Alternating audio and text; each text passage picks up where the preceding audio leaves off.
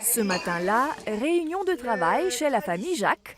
La maison de Champagne va présenter 5 de ses cuvées au Salon de l'Agriculture à Paris. La sélection réserve confie. Une première participation l'année dernière et une médaille d'or pour leur cuvée sélection, un macaron qui leur a permis de séduire davantage de distributeurs.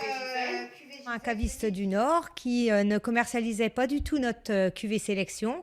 Et quand il a su qu'on avait eu la médaille, il l'a proposé dans sa gamme du champagne Yves Jacques. La médaille d'or a augmenté de 10% les ventes sur la cuvée primée. Un argument commercial auprès des clients, mais aussi une fierté pour le vigneron. Pour nous, c'est la récompense de tout le travail que font nos vignerons et nous-mêmes dans les vignes toute l'année. Personnellement, on est fiers. Un petit peu quand même, oui. On a beau être simple, on aime bien, ça nous fait plaisir. En plus, on est en cru classique, on n'est pas dans les grands crus, on n'est pas dans les premiers crus. Donc pour nous, ça nous fait plaisir. Les échantillons de la famille Jacques vont concourir avec le champagne de 136 candidats cette année. La présélection se fait ici à Épernay sur 4 jours. Chaque juré teste en moyenne 13 échantillons par jour, une dégustation à l'aveugle, une tâche complexe et délicate à la fois.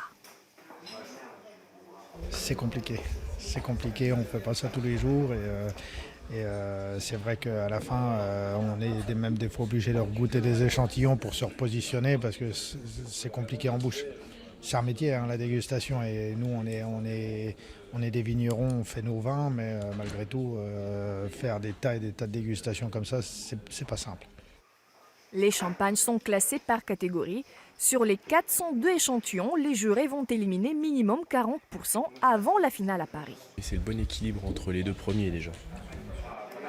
On décrit un petit peu tout, l'évolution, la maturité, soit sur la jeunesse, après la complexité, la bouche plus ou moins intéressante. Voilà, après, c'est des petits détails qui font la différence. Effectivement, il n'y a pas de mauvais vin, il n'y a en général pas de vin à défaut.